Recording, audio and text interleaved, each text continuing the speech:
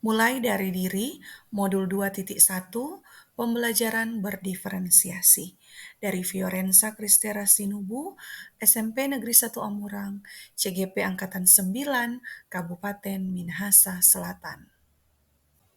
Pertanyaan pemantik, bagaimana seorang guru dapat mengelola kelas dan memenuhi kebutuhan belajar murid-muridnya yang berbeda-beda?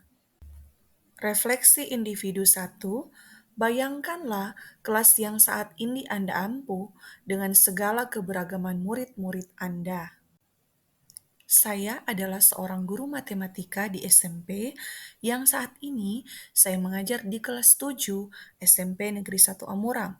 Di kelas ini, saya memiliki murid-murid yang memiliki berbagai karakter, minat, bakat, dan kemampuan berpikir, dan memiliki latar belakang sosial, ekonomi, dan keluarga yang berbeda, serta memiliki keberagaman fisik dan psikis.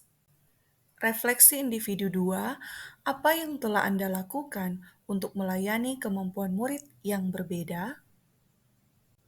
Untuk mengakomodir kebutuhan murid yang beragam, maka tindakan saya adalah melakukan asesmen awal atau diagnostik, melakukan wawancara dengan orang tua untuk mengetahui kebiasaan dan minat bakat anak, mengobservasi dan menyusun rencana pembelajaran berdiferensiasi yang dapat mengakomodir kebutuhan belajar murid, serta melakukan refleksi. Apa yang Anda lakukan untuk membuat proses pembelajaran menjadi lebih mudah untuk murid Anda? Yang saya lakukan adalah mengetahui kebutuhan belajar siswa dengan melakukan asesmen awal pembelajaran, menggunakan metode pembelajaran yang menarik bagi murid, menggunakan media pembelajaran, melakukan penilaian dan refleksi. Dalam proses pembelajaran, tentu saja perlakuan saya terhadap setiap individu berbeda. Hal ini saya lakukan sesuai dengan kebutuhan belajar mereka. Misalnya, untuk murid-murid yang memiliki kemampuan lebih baik, maka saya memberikan materi dengan tugas yang tingkat kesulitannya lebih tinggi.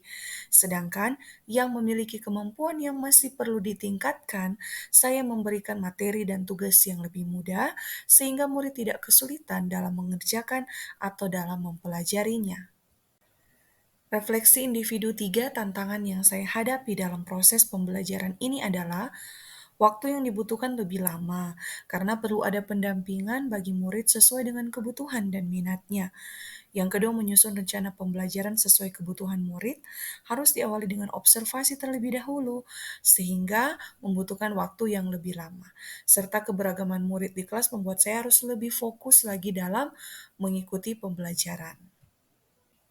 Tindakan yang saya lakukan untuk mengatasi tantangan yang ada yaitu merancang RPP berdiferensiasi dengan melihat ketepatan waktu dan membuat pembelajaran yang menarik dengan memanfaatkan teknologi dan membuat permainan yang bisa dimainkan murid secara online yang memotivasi murid untuk belajar lebih giat, serta materi yang bisa diakses melalui video atau sumber-sumber lainnya yang memudahkan murid dalam mempelajarinya tanpa dibatasi dengan waktu dan tempat. Refleksi individu 4, menurut Anda, untuk mengakomodasi tantangan yang terkait dengan keragaman murid tersebut, bagaimana seharusnya pembelajaran itu dirancang, dilaksanakan, dan dievaluasi?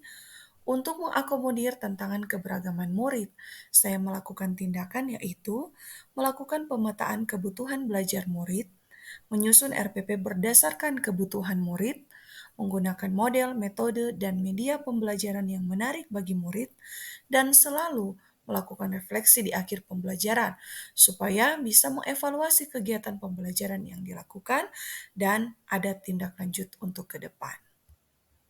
Terima kasih, salam sehat dan bahagia, tetap terus tergerak, bergerak, dan menggerakkan.